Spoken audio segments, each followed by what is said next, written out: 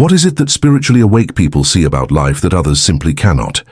This question sounds mysterious, almost as if the awakened have access to a hidden book of secrets, some encrypted knowledge that the rest of us were denied. But the irony is that the very way we ask the question already reveals the trap we are caught in. We imagine that enlightenment or awakening must involve discovering something exotic, far away, locked behind closed doors of the universe. We assume that they are seeing another dimension, another realm, something inaccessible to ordinary perception. And yet the truth is far more disarming, far more unsettling. What they see is not distant but immediate, not hidden but painfully obvious. They see life as it actually is, right in front of everyone's eyes, while the rest of us are distracted by our ideas about life. They do not enter a higher place. They fall back into the simple reality we overlook. The provocation is this: awakening is not about adding knowledge. It is about subtracting the filters that make us blind. Most of us walk through life half asleep, surrounded by the noise of our thoughts, the constant labeling, the rehearsing of past and future. We don't see reality. We see our commentary about reality. We don't meet life. We meet our interpretations of life. The awakened person is not someone who has discovered a magical vision. They are someone who has lost the blindness we mistake for normal vision. And when you realize this, it unsettles you, because it means that what you are looking for has been here the entire time. The question is not why they see something extra, but why we keep ignoring what has always been here. This is the twist that challenges the mind. The hidden truth about life is not hidden at all. It is simply unnoticed, because we are too busy chasing shadows in our own heads. Most people move through life believing they are in direct contact with reality, when in fact they are trapped inside a hall of mirrors made of concepts, words, and interpretations. We rarely encounter the world as it is. Instead, we meet our own commentary about it, the labels we have been taught since childhood. We look at a tree, and instead of seeing it, we immediately translate it into the word tree, and then into a cascade of associations: oak, maple, shade, wood, leaves, oxygen. By the time this mental process is finished, we are no longer experiencing the tree itself. We are lost inside the idea of treeness. We substitute the living reality for a lifeless description, mistaking the map for the territory, the menu for the meal. And yet, because everyone around us is doing the same thing, we accept this second-hand way of living as normal, even as inevitable. The illusion is that our thoughts about life are life itself. But what the awakened person realizes is that thoughts are only shadows dancing on the wall. They are echoes, not the thing itself. The mind insists that its commentary is reality, but it is only a filter, a translation layered over the raw experience of existence. This is why the awakened do not claim to see more than others. They do not possess some secret vision. Rather, they see less of the interference. They strip away the fog of language, memory, and projection until only the unmediated presence of what is remains. To the ordinary person, this seems extraordinary, even mystical. But it is actually the most ordinary thing of all. The miracle is not in adding new dimensions. It is in perceiving what has always been here, without distortion. The spiritually awake person has broken free from the prison of concepts, while the rest of us continue mistaking our mental stories for the world itself. Imagine standing in front of a tree. If you are like most people, you don't really see it at all. Almost instantly, the mind interjects, "That's a tree, probably an oak, good for lumber, gives shade, produces oxygen." The living, breathing, shimmering presence in front of you disappears, replaced by a string of words and associations. The same thing happens when you look at the ocean. Perhaps you've seen 1,000 pictures of waves, sunsets, and seashores, but until you actually step into the water and feel the salt on your skin, the pull of the tide against your legs, the roar of the surf crashing in your ears, you have only encountered an image, not the thing itself. Our lives are filled with these substitutions. We consume representations and mistake them for reality. We feed on photographs of food instead of tasting the meal, on memories instead of moments, on ideas instead of presence. The spiritually awake person is not someone who has discovered new information. They are simply experiencing what is already here without the thick layer of mental mediation. They see the tree without the label, the ocean without the postcard, the sky without the commentary. To the unawakened, this sounds impossible or even trivial, but it is in fact the most radical shift imaginable. Life directly experienced is luminous, vivid, overflowing with detail. It is never the bland abstraction we reduce it to. When the filters of language, memory, and projection fall away, even something as ordinary as drinking a glass of water becomes extraordinary. The awakened one does not live in concepts, they live in contact. They are not separated by the veil of interpretation. They taste life raw, immediate, and unmediated, while the rest of us remain content with symbols, never realizing how much of reality we are missing. Most human beings live as if under a spell, moving through life in a trance without even realizing it. The mind is constantly chattering, rehearsing old conversations, planning future scenarios, worrying about things that may never happen. This endless stream of thought becomes so familiar that we mistake it for reality itself. We are hypnotized by our own narratives, unable to tell the difference between what is actually present and what our imagination has layered on top of it. It is as if the screen of thought is always in front of our eyes, filtering everything we see, hear, and feel. We no longer encounter life directly. We encounter only the story about life that our mind keeps narrating. And because nearly everyone around us is caught in the same trance, it feels normal, even necessary, to live this way. From childhood, we are trained to strengthen this illusion. Education often teaches us to prioritize names, categories, and abstract knowledge over lived experience. A child sees a butterfly and is awestruck by its fragile wings shimmering in the light. But soon the lesson comes. That's a butterfly. Insects belong to this category. They metamorphose through these stages. The wonder is replaced by concepts, the immediate magic traded for definitions. Culture reinforces the pattern. We are encouraged to pursue achievements, identities, and roles that exist mostly as stories in our heads. We learn to live in the past as memory or in the future as anticipation, and the present moment slips through our fingers like water. The tragedy is that in this process, most people lose contact with life itself. They are so busy carrying the burden of abstractions that they no longer feel the richness of what is unfolding right now. The spiritually awake person is simply one who has seen through this trance and stepped out of it. But for the majority, the spell remains unbroken, and so they live surrounded by the reality of life while never truly touching it. The awakened person is not someone who has acquired special powers or gained access to hidden dimensions. They are simply someone who has broken the trance that most of humanity remains caught in. While the ordinary mind is trapped in the endless commentary of thought, the awakened one sees clearly that this stream of voices is not who they are. They realize that the separate self we cling to so tightly, the inner narrator that says, "I like this, I don't like that, I want this, I fear that," is nothing more than a construction of the mind, a fictional character built out of memories, habits, and expectations. It feels convincing, of course, because we have identified with it since childhood, but when examined deeply, it dissolves like mist in the morning sun. The one who believes they are an isolated ego inside a bag of skin is revealed to be no more than a story the mind tells itself. For the awakened, life is no longer something happening out there, while they remain a small observer in here. They discover that the very boundary between inner and outer, between self and world, is artificial. When you breathe in, the air becomes part of you. When you breathe out, you merge with the atmosphere again. When you eat, the apple becomes your body. Where then is the dividing line? The awakened person perceives that such divisions are useful conventions, but not ultimate truths. They no longer experience themselves as a lonely fragment floating in an indifferent universe. Instead, they recognize themselves as an inseparable expression of the very process of existence, like a wave that belongs wholly to the ocean. This shift transforms everything. Fear of isolation begins to fade because there is no true separation. The awakened one lives not as a detached individual struggling against life, but as life itself, flowing naturally, intimately connected with all that is.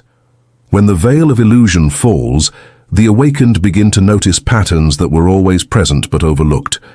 One of the first revelations is the unity of opposites. What most people assume to be absolute divisions are, in truth, two sides of the same coin. You cannot have life without death, for the two define one another. Birth has meaning only because there is an ending, and ending has meaning only in contrast to the beginning. The same is true of self and other, inner and outer, light and darkness. These apparent opposites do not exist independently and later come into contact. They arise together as complementary expressions of one single movement. To perceive this is to recognize that conflict itself is part of harmony. That contrast is the way wholeness reveals itself. From this insight flows another, the intelligence of nature. The unawakened often assume the universe is mechanical, a lifeless stage upon which consciousness happens to appear, but the awakened see that intelligence is woven into the very fabric of existence. Your body beats its heart, digests food, heals wounds, and grows hair without your conscious involvement. The same hidden wisdom turns seeds into forests, rivers into valleys, and caterpillars into butterflies. This intelligence is not external to you, it is what you are. When seen clearly, it becomes obvious that consciousness is not an accident, but a fundamental expression of the universe itself. And then there is the matter of time. Most people believe time is a river, carrying them from past to future, and they spend their days lost in memories or anxieties. The awakened recognize this as another illusion. The past exists only as a present memory, the future only as a present anticipation. There is only now, and it has always been so.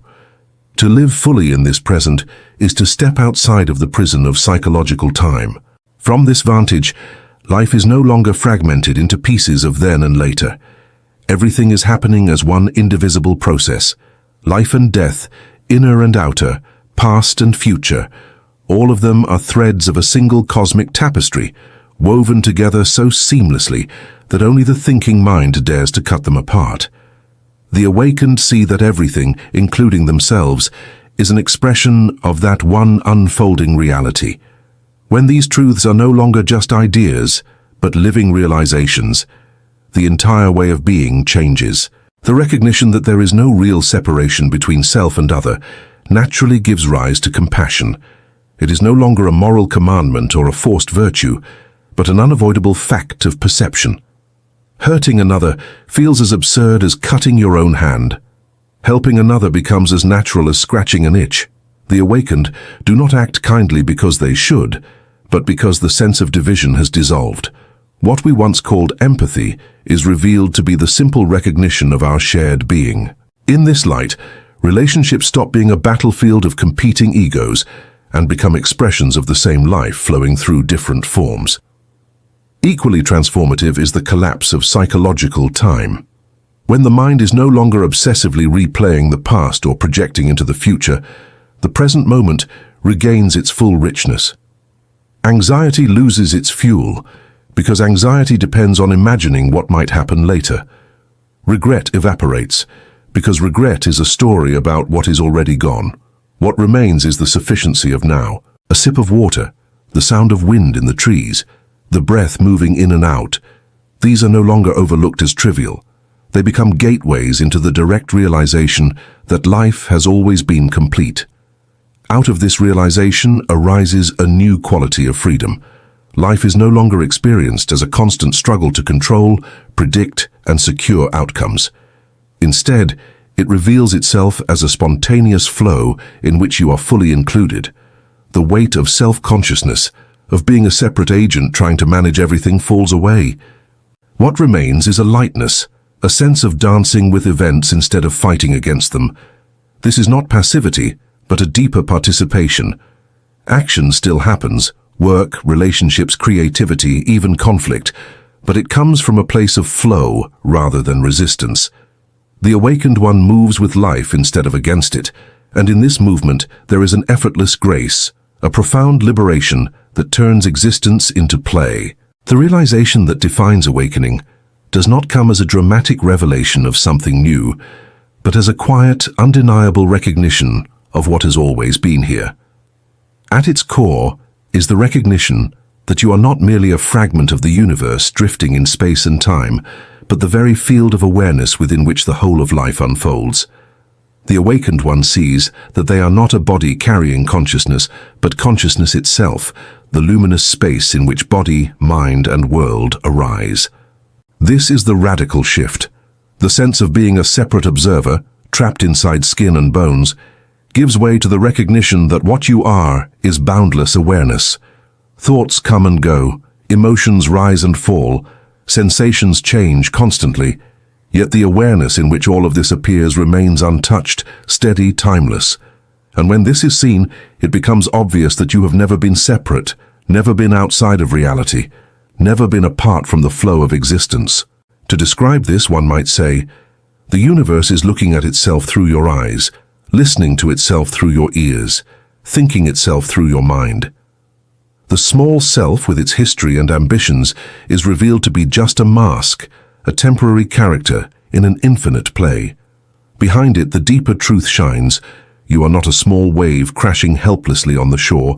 You are the ocean expressing itself as this wave for a brief moment. This realization is not a belief or a philosophy to adopt, but a direct seeing. It is felt in the bones, undeniable, and once glimpsed it cannot be unseen. The separate self dissolves, and what remains is the recognition of unity. The I that thought it was isolated merges into the vastness that it always was, and the search for belonging ends, because there is nowhere you are not. This moment of recognition carries with it a profound sense of inevitability, as if the entire journey of questioning and seeking was leading to this single point. The ritual is complete. The seeker and the sought collapse into the same reality. You discover that you were never apart from it, never outside of it, never anything less than it. To call it God, or the cosmos, or pure awareness makes little difference, for words cannot contain it. But the taste of it is unmistakable. It is a silence that underlies every sound, a stillness that holds every movement, a presence that has been here long before you were born and will remain after the character you call yourself has passed away. From this vantage, everything takes on a new light. Suffering loses its sting because it is seen as a ripple in a vast ocean rather than the whole of reality. Joy deepens because it is not clung to, but recognized as a passing fragrance of the eternal. Life itself becomes a sacred dance. Birth, death, gain, loss, love, grief, all moving within the same infinite field. And the awakened one does not claim to own this discovery. They simply bow to it, humbled by its immensity. For to awaken is to realize that you were never less than this vastness, never less than the totality itself. The universe, in its endless creativity, is experiencing itself through these eyes, through this life, through this moment. And the awakened one knows with unshakable certainty that this has always been the case. Words can only take us so far.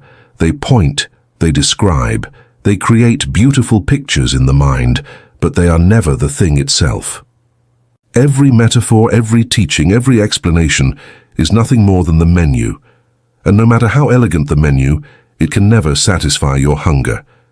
The real nourishment is found in the direct experience, in tasting the meal itself. This is the paradox of awakening.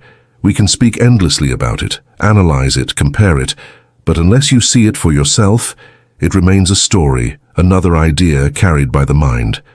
And so the true invitation is not to collect more concepts, but to look right now into what is actually present. Close your eyes for a moment and feel the breath moving in and out. Notice the sounds around you without naming them, without classifying them. Look at what is before you without translating it into words. For just a moment, let go of the commentary and see what remains. This is not a practice for the future, not something you will arrive at one day. It is here now, waiting in the immediacy of your own awareness. The hidden truth is not hidden at all. It has been shining through every moment of your life, only overlooked because of the noise of thought. So the invitation is simple and direct. Look, listen, feel. Not tomorrow, not when you are better prepared, but in this very instant. The truth you seek is not a distant destination. It is the ground you are already standing on. The awakened do not hold a secret beyond your reach. They have only discovered what you too can see the moment you stop searching with the mind and start noticing with awareness. Words may have brought you to the threshold, but only experience can take you across it. The rest is up to you.